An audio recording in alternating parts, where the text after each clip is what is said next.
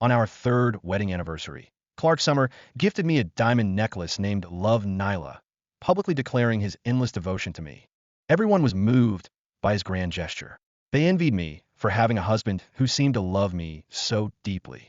But no one knew that while the world celebrated our love, I sat alone in our empty house, staring at a photo sent by a stranger. In that picture, Clark's new secretary, Jordan, was wearing the necklace that was supposed to belong to me, wrapped in his arms. That was the moment I finally realized the truth. For 3 years, I had been the perfect wife. I was gentle, obedient, and devoted. I put his family first and endured his mother's endless insults and humiliation. And what did I get in return? Betrayal. When I confronted Clark, he shamelessly told me that his affair was only a physical necessity and that he still loved me. He thought I could never leave him. He thought I was trapped because of my father's enormous medical bills. He thought I would swallow every insult, accept his mistress, and even raise their child. But he was wrong. I sold our mansion, gathered every piece of evidence proving his betrayal, and prepared an undeniable case against him. When the truth was finally revealed, I didn't cry. I didn't beg. I simply walked away. I took off the apron I had worn for him and put on a white lab coat. Because the woman he thought was only a helpless wife had another identity. I was a top pharmaceutical researcher who had once shocked the entire industry. Overnight, I returned to the world I belonged to and reclaimed the position I had lost. I became the woman everyone admired. The woman Clark could no longer reach. Later, Clark finally regretted everything. With red-rimmed eyes, he begged me to come back to him. But when he saw me, the ex-wife he once abandoned, being gently held in the arms of his uncle Damon, he froze. The powerful man looked at his nephew with a cold, intimidating gaze. His voice was low and dangerous. What did you just call her? Your wife. From now on, call her your aunt. Nyla, are you sure you want me to draft a divorce agreement? Valerie's voice crackled through the phone, hesitant and worried. Think about it. Once you sign this, you and Clark will have nothing to do with each other anymore. Nyla stared at the amber liquid in her glass. The whiskey burned her throat, but nothing could burn away the images from last night. Her fingers tightened around the phone.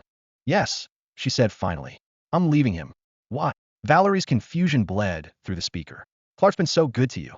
He loves you so much. Nyla almost laughed. Love. What a joke. She pressed her lips together, fighting back the bitter taste rising in her throat. After hanging up, Nyla looked out the window. The massive LED screen on the skyscraper across the street was still playing that damn press conference. Clark stood there in his perfect suit, holding up that ridiculous jewelry piece, using the world's finest diamonds and gemstones. He had created a one-of-a-kind piece for his wife. It was named Love Nyla. He named it after Nyla, declaring to the world his eternal love for her. Upon its release, Love Nyla instantly ignited social media discussion, remaining a hot topic. The world was buzzing about their enviable love. Outside, the LED screens continued to replay the video, but Nyla chuckled self-deprecatingly. Love me, she muttered to herself. Love me enough to sleep with another woman on our anniversary night? Last night was their third wedding anniversary.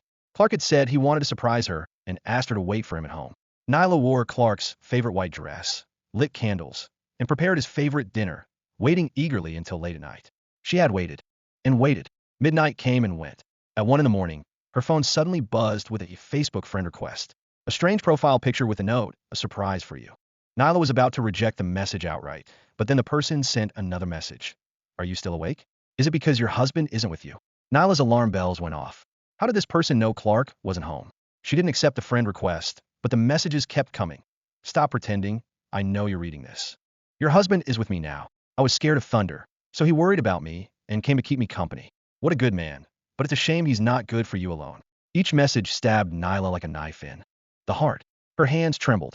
Her mind told her it might be a prank, but deep down, a voice frantically questioned it. The last message completely broke her defenses. If you don't believe me, I'll send you the address. The door lock code is your wedding anniversary. Nyla couldn't sit still any longer. With trembling fingers, she accepted the friend request. The other party immediately sent an address and a password, 0823. It was indeed their anniversary. Nyla rushed out of the house like a madman and drove to the address. It was an upscale apartment. She stood in front of the door, her finger hovering over the combination lock, her heart pounding. She entered 0823, and the lock clicked and the door opened. A men's suit jacket lay scattered in the hallway. She recognized it as the 3-year anniversary gift she had given Clark, which Clark had worn when he left that morning.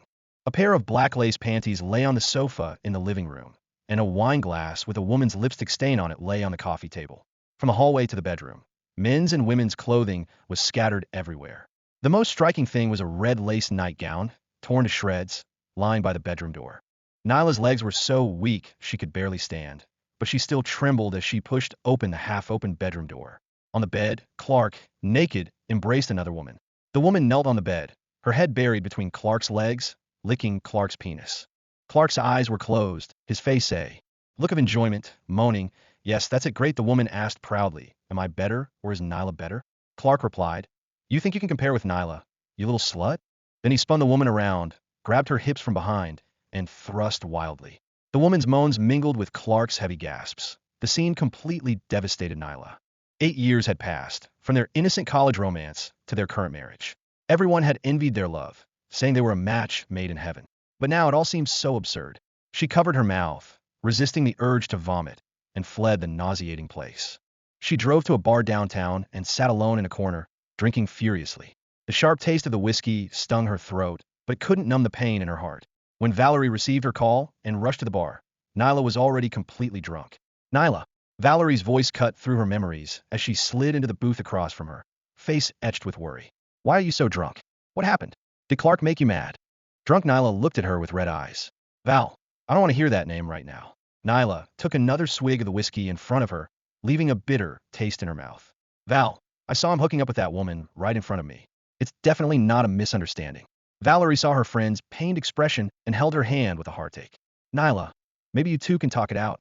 "There's nothing to talk about," Nyla interrupted decisively. "Divorce. Every time I think about him hooking up with that woman, I feel sick." Nyla returned home and sat on the living room sofa, staring at her phone.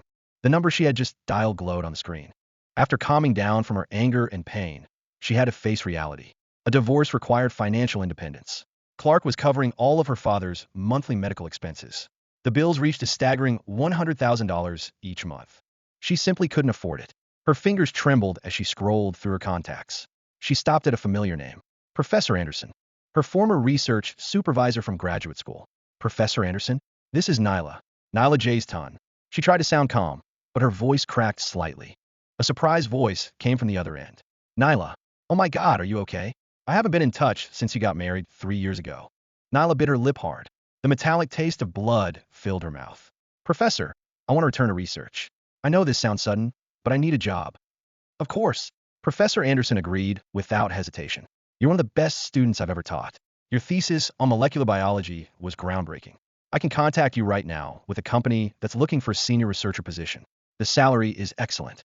"Thank you," Nyla whispered. Relief flooded through her chest. "I really appreciate this. Don't mention it. You have incredible talent. It's a shame you left. Research when you got married. When can you start?" "As soon as possible." After hanging up, Nyla felt a small spark of hope. She could do this. She could leave Clark and rebuild her life. She walked into their bedroom and began packing. Her hands moved mechanically, folding clothes and placing them in a suitcase. Hanging in the closet were the matching pajamas they bought on their honeymoon in Paris. On the dresser sat a small angel figurine they brought back from Italy. On the wall were photos of them at the beach, laughing and kissing under the sunset. Each item silently spoke of past sweetness. Yet now they stabbed her heart like knives. How had she been so blind? How had she missed the signs? She opened the dresser drawer to retrieve some personal belongings. Her wedding ring caught the light, mocking her. Then she saw it, the marriage certificate. With trembling hands, Nyla picked it up. She flipped to the first page, revealing two young, radiant faces. Her own smile was so bright it hurt to look at. Clark's eyes shone with pure joy. It was August 23rd, 3 years ago. To become the first couple to receive their marriage certificate that day, they had woken up at 4 in the morning to queue at the registry office. Clark had been as excited as a child. He spoke nervously throughout the entire ride. "Nyla, we're really getting married," he had said, bouncing in the passenger seat. "I feel like I'm 18 again, like the first time I saw you in Professor Wilson's chemistry class." When the staff handed them the marriage certificate, Clark's hands had trembled violently. He took it carefully, as if it were made of glass. Tears welled in his eyes. "Nyla, we're finally husband and wife," he had whispered, his voice breaking with emotion. "I swear I'll love and protect you for the rest of my life. You're everything to me." Nyla had believed every word. She had thought they were soulmates. Forever. But now she stared at her beaming smile in the photo. Before she could shed a tear, she heard the familiar sound of a car engine downstairs. Her heart stopped. The garage door rumbled open. Footsteps on the stairs. Honey, I'm back. Clark's voice echoed from downstairs, cheerful and casual. Panic seized Nyla's chest. She hurriedly shoved the marriage certificate back into the drawer. She wiped her eyes frantically and tried to appear normal. The bedroom door was still open. She couldn't let him see the suitcase. Footsteps approached down the hallway. Clark pushed the door open, his face lighting up when he saw her. Without warning, he wrapped his arms around her from behind. His embrace had once been her safest haven. Now Nyla felt only nausea rising in her throat. She could smell an unfamiliar scent on his skin. Sweet vanilla shower gel. He had obviously showered somewhere else before coming home. Did you miss me? Clark whispered softly in her ear. His voice carried a lazy satisfaction, like a cat who'd just finished a meal. Nyla's muscles tensed. She resisted the urge to shove him away.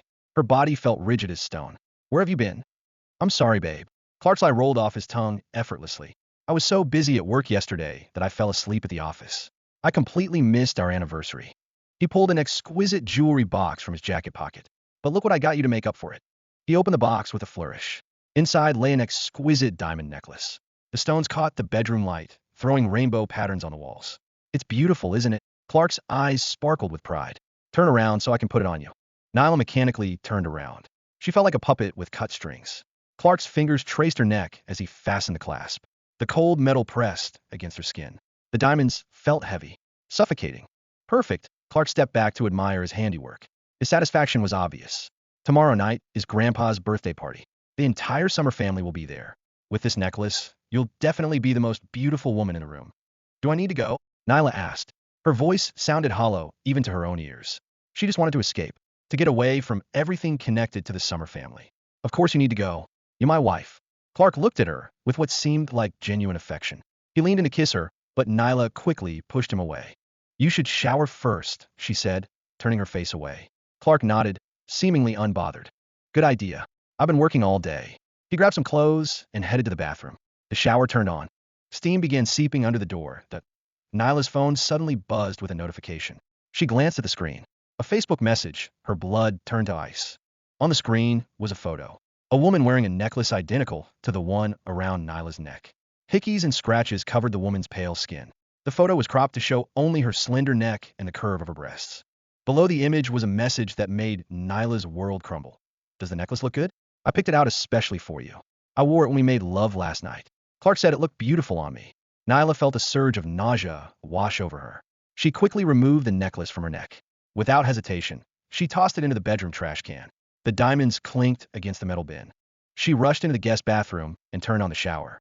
The scalding water burned her skin, but she didn't care. She grabbed the shower gel and frantically scrubbed her neck and body. She needed to remove every trace of Clark, every memory of his touch. Her skin turned red from the harsh scrubbing, but she still felt dirty. The thought of that necklace clinging to another woman's neck made her sick. She imagined it swaying as that woman moved beneath Clark. The mental image made her stomach lurch. The bathroom door suddenly opened. Clark stood in the doorway, his eyes fixed on Nyla through the glass shower door. His gaze traveled over her wet hair, down her shoulders, following the water droplets that traced her curves. Clark's breathing became heavy. His eyes burned with lust. Nyla, you're so beautiful, he said, his voice thick with desire. Nyla heard his voice and immediately wrapped herself in a towel. She stepped out of the shower, but the thought that he might have looked at that other woman the same way made her nauseous. Don't come near me. Nyla took several steps back, but Clark was already approaching. Baby, what's wrong? Clark reached out to touch her cheek, but Nyla quickly dodged his hand. Clark didn't give up. Instead, he pulled her into his arms. His hands began wandering over her body, caressing her back through the towel. Then they moved lower. Nyla, I want you, he whispered in her ear. His breath was hot against her skin. Nyla's body went rigid. She tried to pull away, but Clark was much stronger.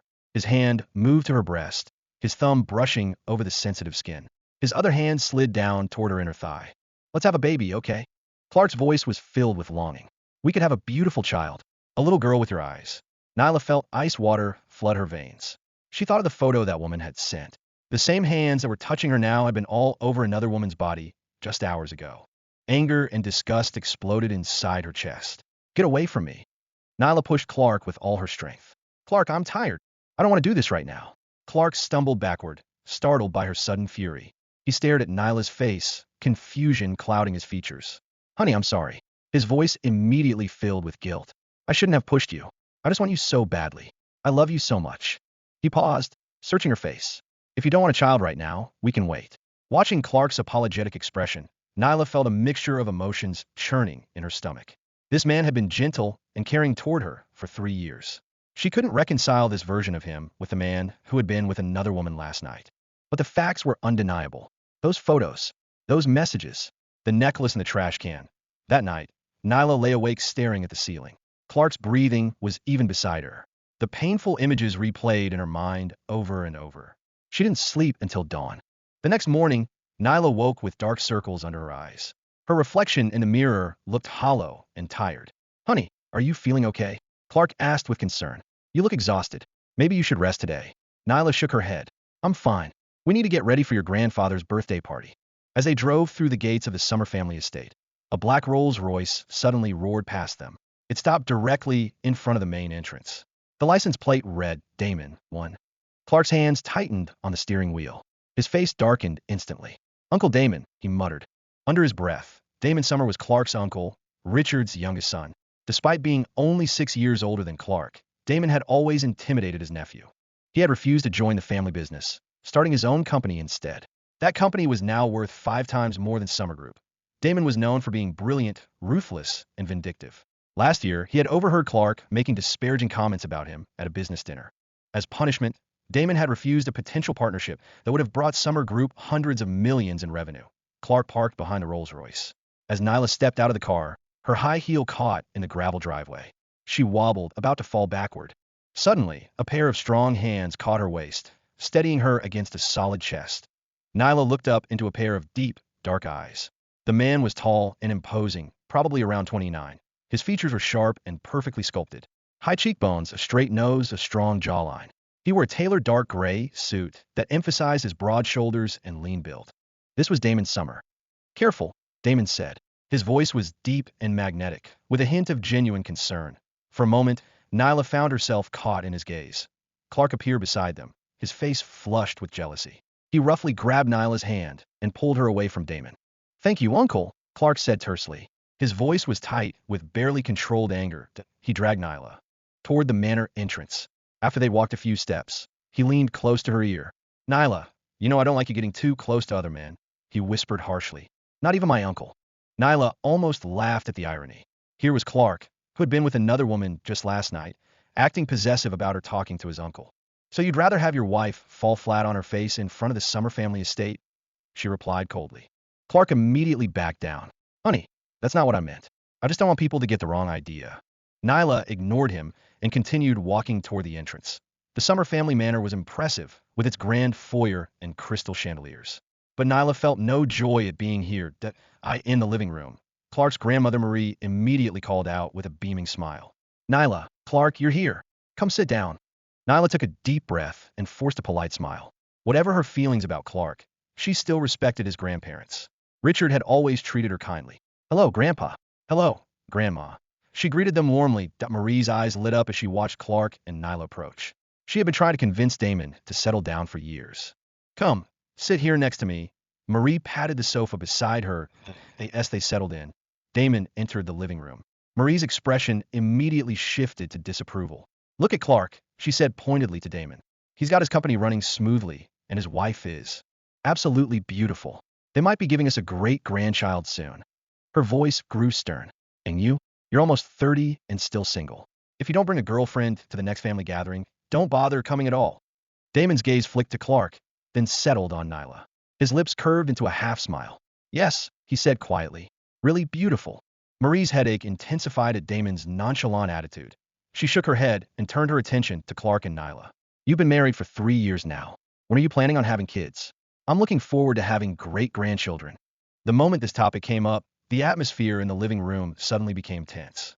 Nyla's fingers gripped her teacup so tightly her knuckles turned white. This was her most sensitive topic, the one that pierced her heart every time it was mentioned at Clark's aunt, and immediately seized the opportunity. She leaned forward with a sneer. Nyla, you and Clark have been married for 3 years. What will it look like if you don't have a child? What will others think of our Summer family? She paused, malice glinting in her eyes. And if Clark hadn't insisted on marrying you, do you think you could have married into our Summer family with your background? Don't be so ungrateful. You don't want to have children for Clark, but there are plenty of women out there who would. and spoke with mock concern, but her gaze was filled with contempt. She had always looked down on this. Talking about children made Nyla's chest tighten with pain. Of course she wanted a child. She had given up her promising career in scientific research to be a good wife. But she couldn't conceive. She had secretly visited doctors who said nothing was wrong with her body. Perhaps it was stress. But the Summer family often mocked her, calling her barren and useless. Just as Nyla was drowning in humiliation, Clark suddenly took her hand. He smiled at his grandmother. "Grandma, we're trying. There's no rushing these things. We have to let nature take its course." Then he turned to, and his voice stern. "And, watch your words. Nyla is my wife, and I won't tolerate anyone speaking to her like that." Anne's face flushed red at being publicly rebuked. "I'm doing this for your own good. You've been married for so long without any progress. That's enough," Clark interrupted sharply. "You don't need to worry about Nyla and me. And I want to make it clear that I'm honored to have Nyla as my wife. She didn't marry up." Nyla felt a confusing mix of emotions as she listened to Clark's defense. The love they had shared over the years was genuine. Clark's protection of her had always felt real. He consistently stood between her and his family's criticism. But at the same time, his betrayal was also real. Those photos, that necklace in the trash can, the woman's taunting messages, all of it reminded her that this man had deceived her completely and was clearly unwilling to let this go. She continued with false sweetness. "I'm just telling the truth. No pregnancy in 3 years. Maybe there's something wrong with her body. With all the medical advances these days, she should get checked out. There are treatments for these things." And Clark's voice turned dangerously cold. "I'm warning you for the last time. Whether or when we have children is between Nyla and me. It's not your business to interfere." In the past, Nyla would have been grateful for Clark's protection. She would have seen it as proof of his love. But today, hearing these words felt hollow. She knew that the moment Clark cheated, everything changed. No amount of public defense could erase what he had done in private. Midway through the banquet, Clark's phone suddenly rang. "Sorry, everyone," Clark said with an apologetic smile. "There's an emergency at work. I need to handle this right away." He turned to Nyla, his expression softening. "Honey, can you have Grandma's driver take you home? I'll be back as soon as I can." Marie waved dismissively. "Clark, go ahead. Don't worry about Nyla." Clark kissed Nyla's forehead quickly. "I'll make this up to you, I promise." As soon as Clark's car disappeared down the driveway, Marie's polite mask slipped completely. She looked at Nyla with open displeasure. "Well, now that Clark's gone," Marie said coolly, "I suppose you'll be wanting to leave too." The temperature in the room seemed to drop. Nyla's not some delicate flower, and chimed in with renewed confidence. "She can find her own way home, can't she?" Nyla felt her cheeks burn with embarrassment. She had been dismissed like a servant. Without Clark's protection, she meant nothing to these people. "I think that's my cue to leave," Nyla said. She stood up. "Thank you for your hospitality." The butler, following Marie's subtle nod, escorted Nyla only to the manor gate. He immediately turned back toward the house, leaving her standing alone on the roadside. That's when the rain started. Fat droplets fell from the dark sky, quickly soaking through Nyla's silk dress. She pulled out her phone to call a taxi, but the app showed no available drivers in this remote area. The summer estate was far from the city center. The rain intensified rapidly. Within minutes, Nyla was completely drenched. Her carefully styled hair hung in wet strands around her face. Her dress clung uncomfortably to her skin. Just when she thought things couldn't get worse, headlights cut through the darkness. A black Rolls-Royce slowed to a stop beside her. The window rolled down, revealing Damon's sharp features. As Damon prepared to leave the manor, he glanced out the car window. Through the rain, he could see Nyla huddled against the stone wall near the gate. Her dress was completely soaked, clinging to her body and outlining her curves. Her long hair hung in wet strands around her face, making her look fragile and abandoned. Damon understood immediately what had happened. He knew Marie and Anne's personalities. Well, they would never be kind enough to arrange transportation for the niece-in-law they had always disliked. He turned to his assistant Spencer, who was sitting in the passenger seat. "Get out and hold an umbrella for her." Spencer immediately grabbed the black umbrella from the floor and stepped out into the rain. He walked quickly toward Nyla while Damon rolled down his window. "Get in," Damon said to Nyla. His voice was characteristically cold and commanding. "I'll take you home." Nyla looked up, startled to see it was Damon.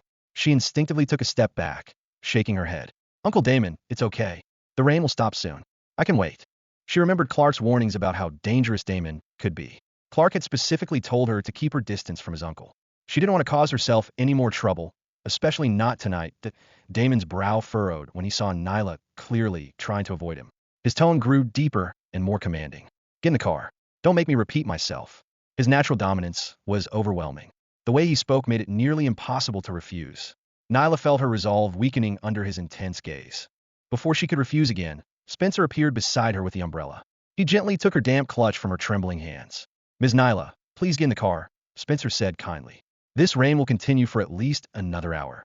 It's very windy out here, and you're not dressed warmly enough. You'll catch pneumonia." Spencer's tone was gentle and concerned. Nyla glanced up at the dark storm clouds, then down at her completely soaked dress. Water was still dripping from her hair. She was starting to shiver uncontrollably. Finally, biting her lip, she opened the car door and slid inside. The interior of the Rolls-Royce was warm and luxurious. Soft leather seats and the faint scent of expensive cologne filled the space. Nyla immediately felt the temperature difference. Damon glanced at her wet dress, which was now clinging even more tightly to her body. The fabric had become almost transparent. He could see the outline of her undergarments. His throat tightened involuntarily. Without a word, he took off his dark gray suit jacket and tossed it to her. "Thank you," Nyla murmured, quickly pulling the jacket around her shoulders. It was still warm from his body heat and smelled like his cologne. The scent was surprisingly comforting. "I'll have it cleaned and return it to you." "Just throw it away," Damon replied coldly. His tone carried casual arrogance, as if the expensive jacket meant nothing to him. The car pulled away from the manor and drove smoothly through the rainy night. Silence settled between them. Nyla huddled in the corner of the back seat, not daring to look at the powerful man beside her. She could feel an oppressive aura radiating from him. It made her unconsciously nervous. She stole a glance at his profile. His jaw was sharp and perfectly defined. His dark hair was styled impeccably. Despite the rain, everything about him screamed wealth and power. He was nothing like Clark, who was gentle and approachable. Damon seemed dangerous. 20 minutes later, the car stopped in front of Nyla's house. She quickly gathered herself and reached for the door handle. "Thank you so much for the ride," she said hurriedly, leaving his jacket on the seat. "I really appreciate it." Damon watched her disappear inside the house. The faint scent of jasmine perfume still lingered in the car where she had been sitting. He found himself breathing it in deeply. His body reacted involuntarily to her proximity. He closed his eyes and took a deep breath. "She's your nephew's wife," he warned himself silently. "Control yourself." As soon as Nyla entered her house, she felt a wave of dizziness wash over her. Her body began to feel hot despite her wet clothes. Her head felt heavy and confused. Before she could even change out of her soaked dress, everything went black. She collapsed in the living room. When Nyla woke up, she found herself lying in a hospital bed. The room smelled strongly of disinfectant, but the bedside table was covered with familiar treats: strawberry shortcake, colorful macarons, handmade chocolates, and a large bouquet of pink roses. "Ma'am, you're finally awake." A nurse appeared beside her bed, looking relieved. "You've had a high fever for over 24 hours. Mr. Summer was so worried. He stayed by your bedside the entire time. He only left an hour ago because of an emergency call." The nurse checked Nyla's temperature with a digital thermometer. "Do you want me to call him? He'll be so happy to know you're conscious." Looking at the familiar arrangement of gifts, Nyla felt her heart soften despite everything. She had always been prone to illness and had a terrible fear of injections and medication. Whenever she was sick, Clark would do exactly this. He would buy all her favorite treats and flowers, hoping to cheer her up and speed her recovery. It had become their tradition over the years. These sweet memories made her chest ache with confusion. How could the man who cheated on her be the same person who spent the night worried beside her hospital bed? "Where is he now?" Nyla asked, pushing herself up in bed. "I want to find him myself." The nurse smiled. "He's somewhere in the hospital taking care of business." She left her room and walked down the sterile hospital corridor. As she rounded the corner, she stopped dead in her tracks. There was Clark coming out of the obstetrics and gynecology department. But he wasn't alone. A woman walked beside him, her hand resting protectively on her belly. Clark gently helped the young woman out of the obstetrics clinic. Both of them were smiling, their faces glowing with happiness. Nyla immediately recognized her. This was the woman from the photos in those anonymous messages. Just then, the woman spotted Nyla standing frozen in the hallway. Her eyes lit up with surprise and something that looked like malicious delight. "Oh wow, isn't that Mrs. Summer?" she exclaimed loudly. "What a coincidence running into you at the hospital." At the sound of her voice, Clark looked up. His eyes met Nyla's across the corridor. His entire body went rigid. He quickly dropped his hand from the woman's arm, panic flooding his features. "Nyla." Clark hurried toward her, his voice high with nervousness. "Why are you here? You should be resting in your room." He reached her side, speaking rapidly. "I was just downstairs getting a medicine when I accidentally bumped into Jordan here. She's my new secretary, and she's pregnant. I was worried she might fall, so I helped steady her." His explanation tumbled out in a rush. Sweat beaded on his forehead despite the air conditioning. Nyla's gaze moved to the woman's slightly swollen belly. She felt her breathing become shallow and labored, but she forced herself to remain outwardly calm. Miss Jordan, Nyla said slowly, when did you get pregnant? Where's the father? Shouldn't he be here with you for such an important appointment? Jordan caressed her belly with obvious pride. A sweet, satisfied smile spread across her face. I just found out I'm 2 months along. The father couldn't be here because he's so busy with work, but he was absolutely thrilled when I told him. She practically glowed as she spoke. He said he wants to give me and the baby the best life possible. He's already bought me a beautiful apartment downtown and promised to make everything. Every word felt like a knife twisting in Nyla's chest. Jordan continued, her voice dripping with false sweetness. Mrs. Summer, you're so lucky to have such a wonderful husband. But I think my boyfriend is just as amazing. He tells me I've become even more beautiful since getting pregnant. He can barely stand to leave my side. She paused, tilting her head with feigned innocence.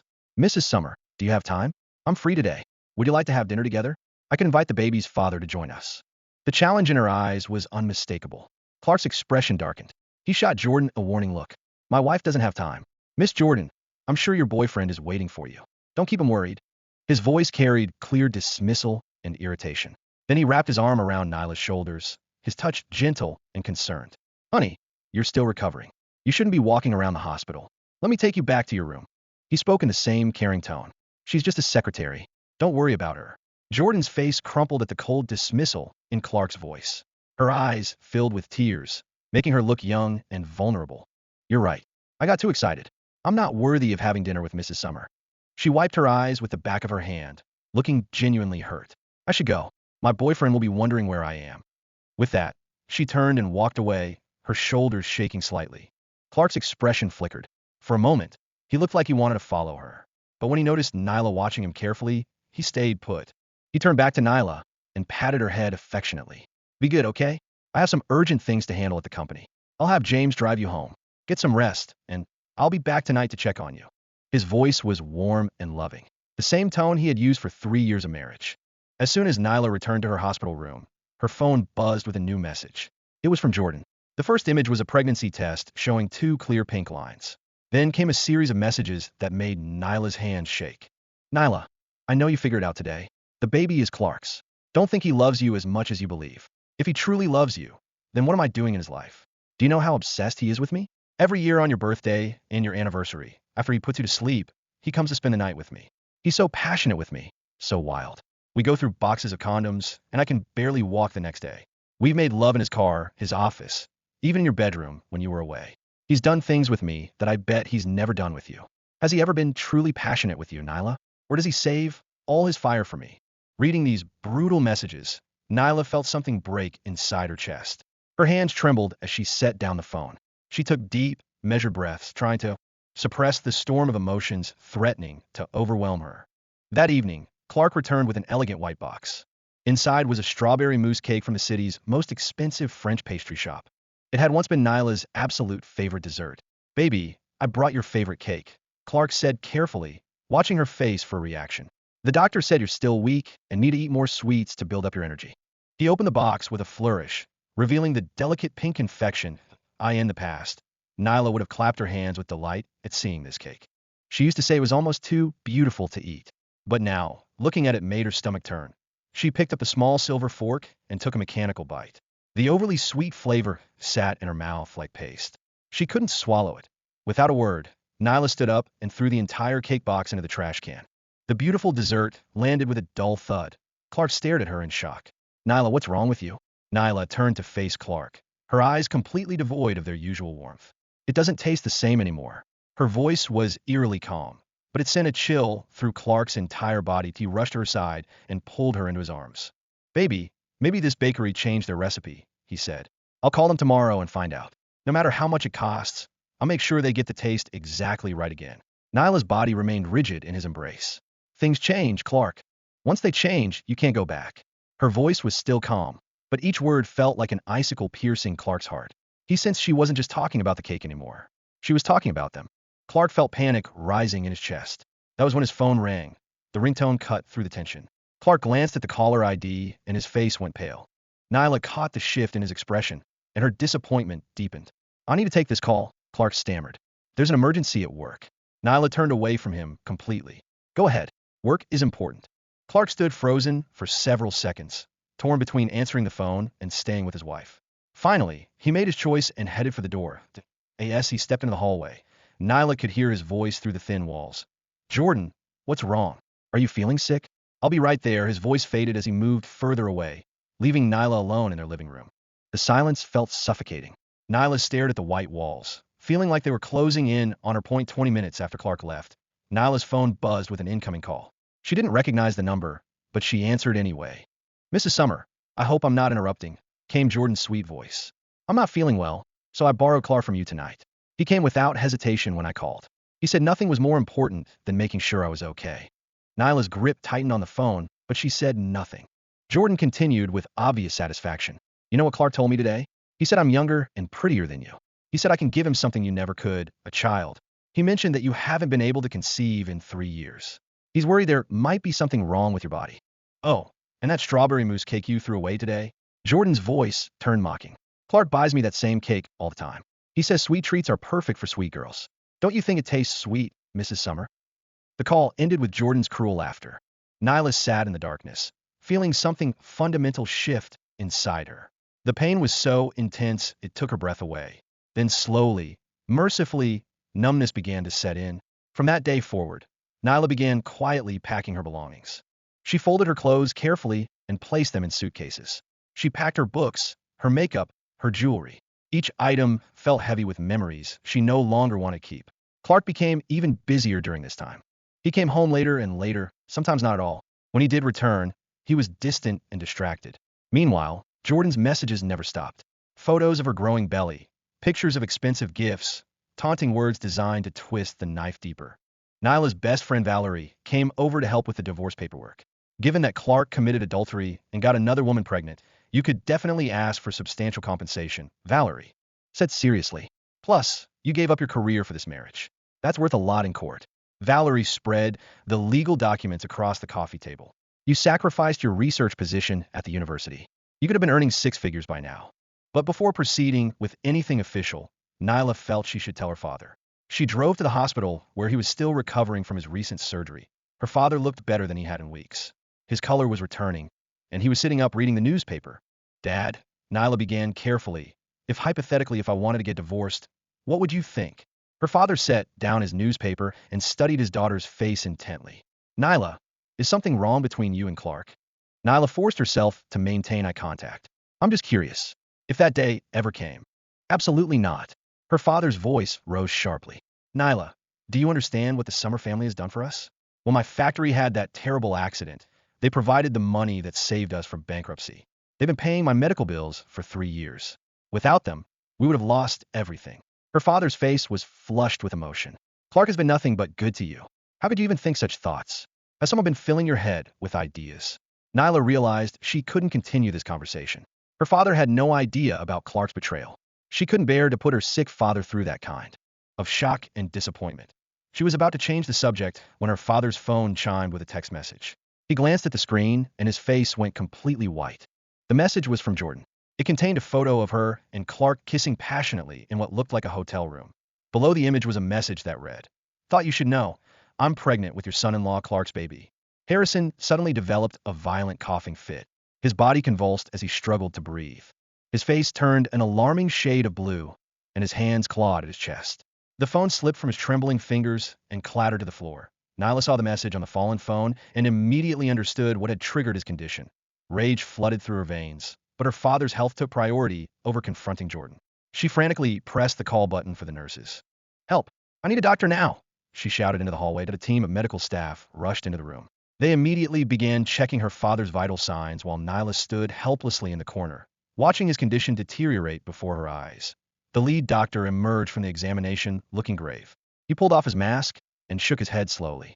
"Mr. Jason's condition has suddenly worsened," he said wearily. "His kidney failure has progressed rapidly. We need to transfer him to the ICU immediately for intensive monitoring and treatment." Nyla felt her legs go weak. "How serious is this?" "It's critical," the doctor replied bluntly. "But I'm afraid we have a problem. Our ICU is completely full. Every bed is occupied, and there's a waiting list." All the hospitals in the city are experiencing the same shortage of resources. Wait, Nyla could barely comprehend what she was hearing. Doctor, my father can't wait. Look at him. Her father was still struggling to breathe normally. His skin had a grayish pallor that terrified her. I understand your concern, Mrs. Summer, but we're doing everything we can, the doctor said helplessly. All we can do right now is stabilize his condition with medication and hope a bed opens up soon. Desperation clawed at Nyla's chest. She thought immediately of Clark. As the heir to Summer Group, he had connections throughout the medical community. He could pull strings and get her father the care he needed. With shaking hands, she dialed Clark's number. After several rings, someone picked up, but it wasn't Clark's voice that greeted her. Hello, who's calling? Came Jordan's sickeningly sweet voice. Nyla's blood turned to ice. This is Nyla. I need to speak to Clark immediately. It's an emergency. Oh, Mrs. Summer. Jordan's voice was dripping with false concern. Clark is in the shower right now. He's been taking such good care of me all day that he's completely exhausted. Poor thing needs to rest. Nyla bit back her fury and forced herself to stay focused. This is about my father. He's dying and needs an ICU bed. Please put Clark on the phone right now. Oh my, what terrible timing, Jordan said with obvious fake sympathy. I wasn't feeling well this afternoon either. Just some pregnancy nausea and dizziness, you know how it is. But Clark was so worried about me and the baby that he immediately called in the best medical team in the city. They're all on standby right now, just in case something happens to us. Nyla's hands were shaking so violently she could barely hold the phone. Her father was dying, and her husband was playing house with his pregnant mistress. Can you please just dash, Nyla began, but Jordan cut her off. Oh, I hear the shower turning off. Clark will be so tired after everything we've been through today. I should probably let him rest. You understand, don't you? The line went dead. Nyla stood in the hospital hallway, feeling like the world was collapsing around her. She closed her eyes and tried to think of alternatives.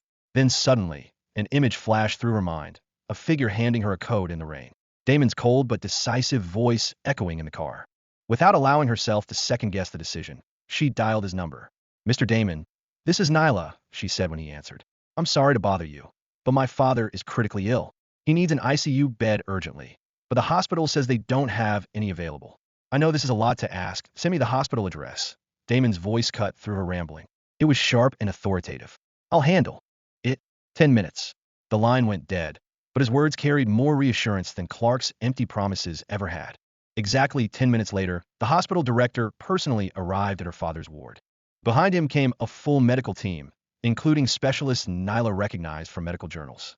They moved with efficient precision. Mr. Jason will be transferred to our premium ICU immediately, the director told Nyla respectfully. We're bringing in the city's leading kidney specialist for consultation. He'll receive the absolute best care available. Within an hour, her father was settled in a private ICU room with round-the-clock monitoring. That evening, after her father's condition had finally stabilized, Nyla returned to the house she had shared with Clark. She sat in their living room, surrounded by 3 years of memories that now felt like lies. She opened her phone and began forwarding every single message and photo Jordan had sent her to Clark's email address.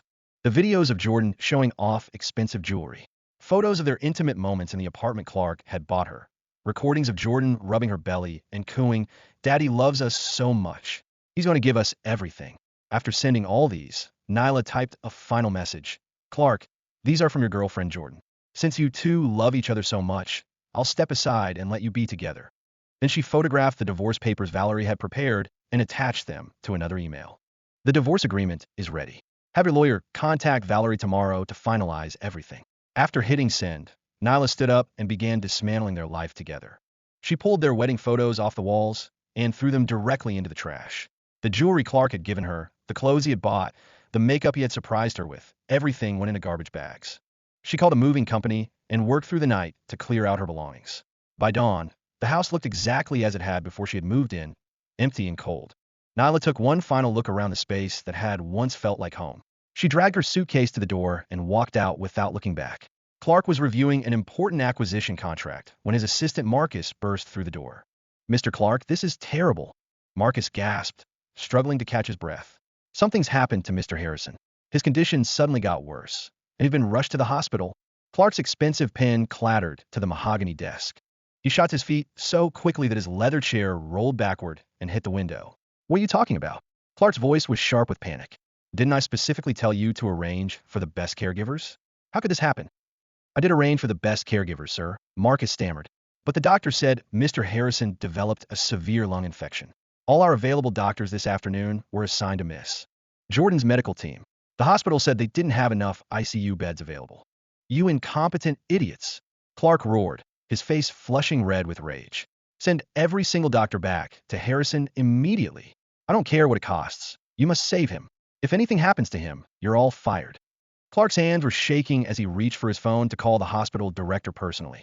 But before he could dial, Marcus's phone rang. Marcus answered quickly, then looked up at Clark with confusion. Sir, the hospital just called. Mr. Harrison has been transferred to the premium ICU, and his condition is now stable. But it was Mr. Damon who arranged everything. Clark froze mid-dial. Damon? How the hell did he know about Harrison? Just then, Clark's computer chimed with an incoming email. He saw Nyla's name in the sender field and felt his heart skip a beat. When he opened the email, his blood turned to ice. The message contained dozens of audio recordings, photos, and videos. All from Jordan. Clark's hands were trembling as he clicked on the first audio file. Jordan's smug voice filled his office. Mrs. Summer, Clark is in the shower right now. He's been taking such good care of me all day that he's completely exhausted. Poor thing needs to rest. Clark's face went completely pale. He clicked on the next recording with growing horror. Oh my, what terrible timing. I wasn't feeling well this afternoon either. Just some pregnancy nausea and dizziness, you know how it is. But Clark was so worried about me and the baby that he immediately called in the best medical team in the city. Clark felt bile rising in his throat. While Nyla's father was dying, Jordan had been bragging about monopolizing medical resources for her fake symptoms. The final recording made Clark's vision blur with rage. You know what Clark told me? He said I'm younger and prettier than you. He said I can give him something you never could, a child. He mentioned that you haven't been able to conceive in 3 years, and he's worried there's something wrong with your body. When we're together, he's so happy. He says being with me makes him feel like he's falling in love for the first time. Clark's eyes were bloodshot with fury. Every vein in his forehead was visible as he processed what Jordan had done. He swept everything off his desk in one violent motion. Papers, his laptop, framed photos, everything crashed to the floor. Marcus, he bellowed. Bring Jordan me right now. This instant. 20 minutes later, Jordan was escorted into the office. She had no idea what had happened and assumed Clark had called her because he missed her.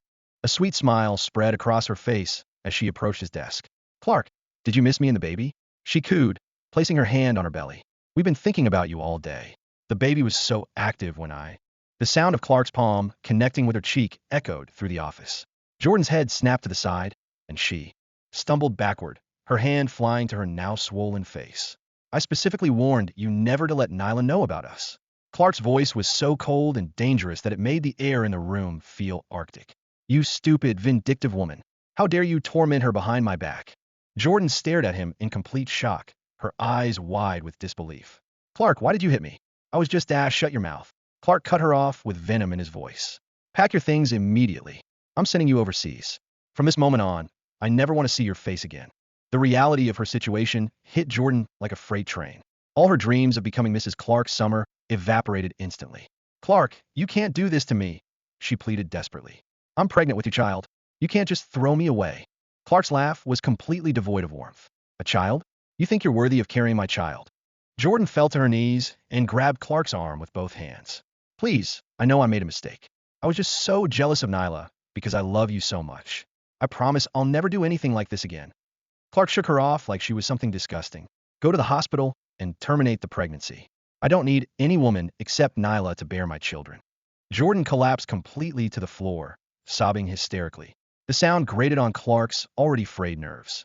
He lit a cigarette with shaking hands and took a long drag. He said with deadly calm, I have plenty of ways to ensure you lose that baby anyway. Jordan's sobs stopped abruptly. She looked up at him with pure terror in her eyes. Clark, I thought you cared about me. Clark felt nothing but disgust when he looked at her. This stupid woman's selfishness had destroyed his marriage and possibly lost him Nyla forever. He pulled a platinum bank card from his wallet and threw it at her feet. There's $2 million on that card. Take the money, go to the hospital, and handle the situation. Or I'll have my security team drag you there. Your choice. Jordan picked up the card with trembling hands, tears streaming down her swollen face. Clark, are you really this heartless? Get out of my sight. Clark turned his back on her completely. You have 3 days to take care of this, and then I want you gone forever. Jordan covered her face and stumbled out of the office, her sobs echoing down the hallway. Clark immediately called his head of security. I want Jordan monitored 24 hours a day. Make sure she goes to the hospital and terminates the pregnancy. If she refuses to cooperate, use whatever force is necessary. After dealing with Jordan, Clark tried to calm his racing heart. He had to fix things with Nyla. He had to make her understand that Jordan meant nothing to him. He quickly typed a message to his wife. Baby, I'm not working late tonight. Let's have dinner together when I get home. We really need to talk about everything. Hit send and waited for her response. But instead of Nyla's usual quick reply, all he got was a red exclamation point indicating the message couldn't be delivered. Clark stared at the error message, feeling dread creep up his spine. He immediately dialed Patricia, their longtime housekeeper. Patricia, is Nyla home? Patricia's voice sounded nervous and uncomfortable.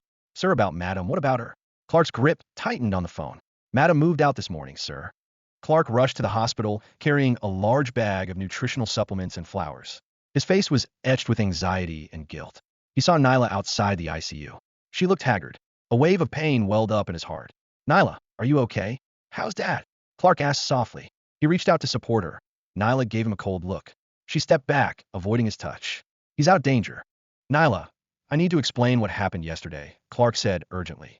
Jordan sent that text by mistake. She meant to send it to her boyfriend. Nyla sneered. Sent it by mistake? Clark, do you think I believe such a lowly lie? Just then, the door to the ward opened. A nurse emerged. You may see the patient, but please remain quiet. The two entered the ward. Harrison lay weakly on the bed. Seeing them enter, a relieved smile crossed his face. Nyla, you're all here, Harrison said softly. I'm fine, don't worry. Nyla suppressed her anger to avoid worrying her father. She forced a smile. Dad, get some rest. Clark bought your favorite supplements. Clark immediately agreed. Dad, rest and recover. That text was sent by one of my new secretaries by mistake. I'll take care of it. Don't worry about the medical bills. Harrison nodded. He soon fell asleep again.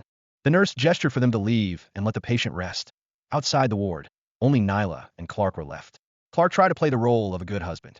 Nyla, you haven't slept all night. Go home and rest. I'll stay at the hospital. He reached out to hold Nyla. She mercilessly shook him off. You're being so humble now. Aren't you just trying to get me to forgive you for your infidelity? Nyla's voice was as cold as a blade. It pierced through his pretense. Clark's face fell at the revelation. He simply gave up the pretense. He took a deep breath. His tone became serious. Nyla, I admit that I slept with Jordan, but it was just physical necessity. The one I've always truly loved is you. Physical necessity? Nyla couldn't believe her ears. You have to understand, all men in our circle are like this, Clark said confidently. But Jordan is just a distraction. I will never abandon you. You are my wife, and that will never change. Clark's matter-of-fact demeanor disgusted Nyla. She stared at the man she once loved. She felt as if she were meeting him for the first time. Do you think this is normal? Do you think I should accept it? Nyla's voice trembled. She couldn't tell whether it was anger or heartbreak. Nyla, calm down, Clark tried to soothe her. I'll take care of Jordan's situation. I'll be more careful from now on and won't mess with you again. Won't mess with me again? Nyla was stunned by his logic. So you're saying, as long as I don't know, you can continue to mess around out there? Clark shifted uncomfortably. That's not what I meant. And what did you mean? Nyla's eyes flashed with rage. That I should just pretend everything is fine while you sleep with your assistant? Keep your voice down, Clark hissed, glancing nervously at the ward door. Do you want Dad to hear? The mention of her father made Nyla's anger burn even hotter. Don't you dare use my father's condition to manipulate me. Clark's expression hardened. I'm trying to protect your family. Who do you think is paying for all this medical care? Are you threatening me now? Nyla's voice was dangerously quiet. I'm stating facts, Clark replied coldly. Without me, how would you afford this hospital? How would you take care of your father? Nyla felt sick to her stomach. She realized she had never truly known this man. The Clark she married was kind and gentle. This version was calculating and cruel. I'd rather work 3 jobs than owe you anything, she said through gritted teeth. Don't be ridiculous, Clark scoffed. You can't even afford your own apartment without my help. As they were arguing, Harrison's voice could be heard from the room. He was waking up. They immediately stopped arguing and returned to the room. Harrison looked at the 2 people guarding the bedside. He was oblivious to the turmoil between them. He sighed weakly. I'll have Ren take care of me.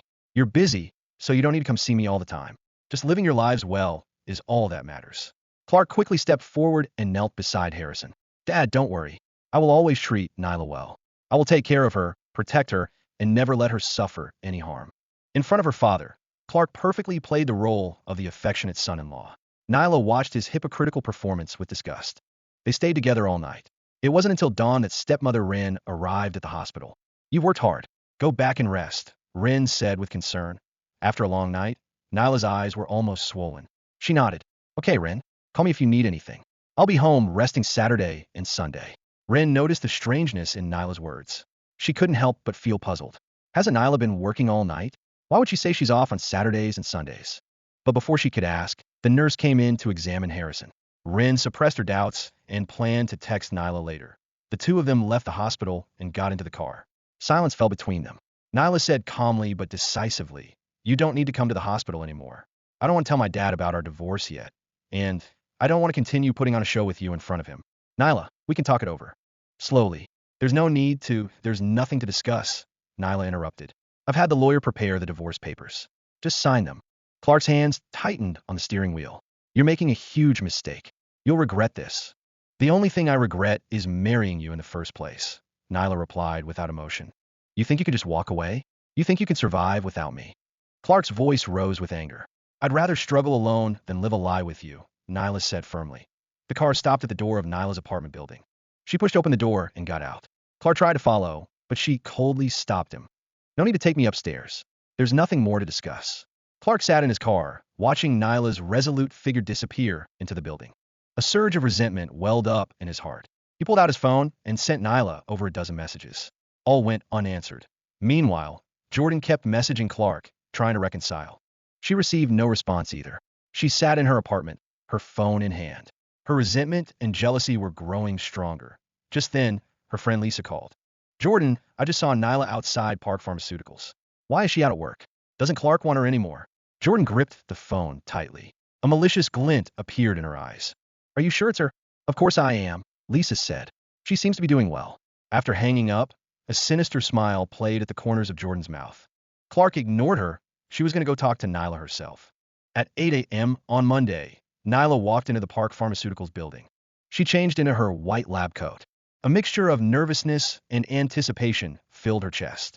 This was her first official job, a symbol of a fresh start. Genevieve, the R&D manager, was a woman in her 40s. She wore gold-rimmed glasses and looked very professional. She led Nyla into the lab and introduced her to the department. Everyone, this is our new researcher, Nyla Jayston. As Genevieve finished speaking, a sudden exclamation echoed from the front left. Oh my God, Lucia, you added the wrong reagent. The whole experiment is ruined. A young male researcher pointed at a beaker emitting smoke from the lab bench.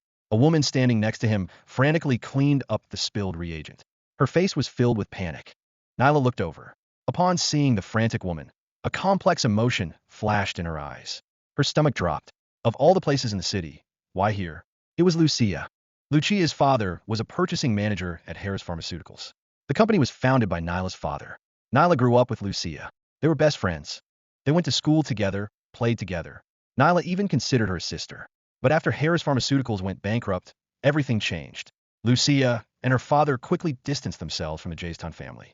Not only did Lucia delete all contact information from Nyla, she also posted hurtful comments on her social media.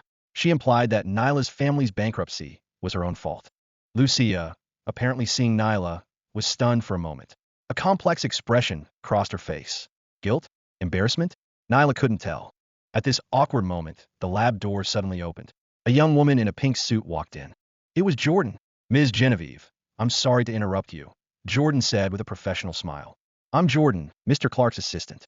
Mr. Clark has asked me to take care of some matters. Genevieve immediately became respectful. Of course. How can I help you? Nyla's mind raced. The company was part of the summer group. That meant Clark had influence here. Her heart sank that Jordan's gaze locked onto Nyla. A hint of malice flashed in her eyes. I heard you hired a new employee today. Yes, this is Nyla Jayston, our new researcher. I'm afraid that's inappropriate, Jordan said with feigned embarrassment. From what I understand, Ms. Jayston has had no work experience since graduation and has been a stay-at-home mom. Having someone with no practical work experience directly involved in a major project is not suitable. Genevieve looked embarrassed. But her academic and professional background are excellent. Education isn't everything, Jordan interrupted. I suggest she start as an assistant first, to gain some practical experience. After all, Summer Group has invested tens of millions in this project. We can't take any risks. Genevieve, fearing the risk of offending the CEO's assistant, could only nod in agreement. You have a point. We'll proceed as you suggest. Jordan smiled with satisfaction. Then she noticed the dislike and jealousy in Lucia's eyes toward Nyla. Her plan was set. Since she needs a mentor, I think Ms. Lucia would be perfect. Jordan gestured to Lucia, who was still cleaning up the lab bench. She's been working at the company for 2 years and has extensive experience. Lucia, upon hearing her name being called, immediately came over. Of course, I'm happy to help an old friend. A false smile played on her face. Nyla, what a coincidence that we meet here again. Nyla felt a wave of nausea at Lucia's feigned enthusiasm. Her aggrieved expression acted as if nothing had ever happened between them. Unwilling to play games with Lucia, she simply said coldly, "It's a coincidence. I hope we can focus on our work." Lucia's face froze for a moment after being publicly dismissed. A glint of resentment flashed in her eyes. She quickly regained her smile, but her voice was already tinged with venom. Of course, work is most important, but since you're starting with the basics, I think you should familiarize yourself with the fundamentals first. Lucia led Nyla to the storage room. She pointed to a mountain of dirty reagent bottles. These are the reagent bottles that have accumulated from the entire lab this month. They need to be thoroughly cleaned and disinfected. This is the most basic work. Start with this. The hundreds of reagent bottles. Nyla knew she was being deliberately targeted, but she didn't complain. She wouldn't give them the satisfaction. She simply went to work silently. All day long, Nyla washed the bottles. Her hands were red from the disinfectant. Her back ached from bending over the sink, but she gritted her teeth and persevered. Other colleagues passing by offered sympathetic glances, but no one dared to say anything. It wasn't until 9 o'clock that evening that Nyla finally cleaned the last bottle. Park Pharmaceuticals was completely deserted. Only Nyla remained in the lab. Her hands were raw and bleeding. Her back screamed in pain. Just as Nyla was about to pack up and leave, the door to the storage room suddenly flung open. Jordan walked in. A smug grin spread across her face. "Oh, you're still working? Such dedication," Jordan said, deliberately loudly. "I'm done," Nyla replied calmly. "Really? Let me check." Jordan walked over to the neatly arranged, freshly washed reagent bottles. She deliberately waved her hand. With a clatter, a dozen reagent bottles fell to the floor. They shattered into pieces. Glass scattered everywhere. "Oops, sorry, I accidentally bumped into them," Jordan said innocently. But her eyes were filled with defiance. "Looks like you need to clean up again. And pick up these pieces on the floor, too." Nyla clenched her fists as she stared at the debris on the ground. Jordan stood nearby, a smug smile on her face. She was waiting to see Nyla's face collapse. "What's wrong? Are you scared?" Jordan said with feigned concern. "It's understandable. After all, you're just a spoiled housewife. You've probably never been through anything like this before." Nyla took a deep breath and looked up at Jordan. "Are you done?" Jordan was stunned. She hadn't expected Nyla to be so calm. Her smile faltered for a moment, but she quickly regained her composure. "Now that we're alone, I think I should clarify something with you. Clark and I are very happy, and we're going to have a child soon." Nyla felt her stomach drop. Jordan deliberately stroked her belly. Her eyes were full of pride. "You know what? Clark said I'm younger and prettier than you, and I can bear him a child. He only stayed with you because he was worried about the negative impact of a divorce on Summer Group's stock price. After all, your marriage is well known in the business world. But the truth is, we're the real deal." Jordan grew increasingly excited. "He said you couldn't get pregnant in the past 2 years, and it might be a health issue. But I got pregnant right away. What does that mean? It means he loves me more, and his body craves me more." The mention of her fertility issues was the final straw. Snap! A crisp slap echoed through the storage room. Jordan clutched her swollen face and stared at Nyla in disbelief. "You dare hit me?" Jordan trembled with anger. "Aren't you afraid Clark will retaliate if he finds out?" Nyla sneered, then pulled out her phone. Right in front of Jordan, she removed Clark from her blacklist. Then she called him. The call connected quickly. Clark's excited voice rang out. "Nyla, you're finally willing to answer my call? I knew you still loved me. Let's talk it over. I can explain." His eagerness disgusted her. He still thought he could manipulate her with sweet words. "Come to Park Pharmaceuticals right now and take your mistress away." Nyla interrupted. Her voice was icy and devoid of any warmth. Silence fell on the other end of the line. She could practically hear his panic through the phone. Seconds later, Clark's frantic voice rang out. "Nyla, listen to me. Jordan, she shouldn't have come to you. I'll be right there. I'll take care of this. Don't hurt yourself. 20 minutes. I'll only be waiting 20 minutes, Nyla said, then hung up. Jordan's face paled as she heard the call. The confidence drained from her features. She realized Clark wouldn't break up with Nyla for her. Instead, he'd sacrifice her to appease Nyla's rage. No way. Clark won't abandon me. I'm pregnant with his child." Jordan shook her head frantically. Fear replaced the earlier smugness in her eyes. "A child?" Nyla scoffed. "Do you think a man who betrays his wife would take responsibility for a lover's child?" Jordan collapsed on the floor. She remembered Clark's cold words and his demand that she have an abortion. A surge of fear welled up in her chest. Nyla ignored the frantic Jordan. She picked up her bag and left the lab. Let Clark deal with the mess he had created. T 10 o'clock that evening. Nyla returned to her apartment, exhausted. Every bone in her body ached. Her hands were still raw from cleaning all day. She spread out the technical documents she'd brought back from work on the sofa. She was trying to focus on her studies. The R&D materials were complex and required careful analysis to understand. Despite her exhaustion, she forced herself to read. She had to prove herself at this job. She read. The words began to blur. Her eyelids grew heavy. Before she knew it, she had fallen asleep on the coffee table. Drowsily, she felt herself being lifted by strong arms. She was gently placed on the bed. A familiar masculine scent jolted her awake. Clark. Nyla sat up abruptly. What did you get in? Clark stood by the bed. His face was weary, his eyes bloodshot. He looked haggard. His suit was rumpled, and his hair was disheveled. I have the key, Clark said softly. He was trying to sound gentle. Nyla, you fell asleep on the couch, and I was worried you'd catch cold. Get out, Nyla said coldly. We're no longer related. Nyla, I know Jordan made you angry today, and I've dealt with her. Clark sat down on the edge of the bed. He reached out to touch Nyla's face. I promise she'll never show up again. Nyla dodged his hand. His touch felt like poison on her skin. Is that your solution? Putting the blame on a woman? Clark's eyes flashed with frustration. He was used to her compliance. Her resistance clearly unsettled him. No, Nyla. Clark's voice choked. I know I was wrong. I really do. I've been thinking a lot these days, and I've realized I can't live without you. Looking at his exhausted, haggard appearance, the old Nyla might have softened. But now, she remained calm. She knew clearly that he had rushed back so eagerly just to prevent her from leaking Jordan's pregnancy. He was worried about damage to Summer Group's reputation. Clark, have you had enough of your pretense? Nyla grabbed the phone from the nightstand. I'm calling the police right now. I'm suing you for trespassing. Clark saw she was serious about calling the police. He snatched the phone away and threw it aside. A hurt look crossed his face. Nyla, do you really hate me now? We used to love each other so much. Don't you remember anything about that? As they grabbed the phone, the collar of Nyla's pajama top came undone.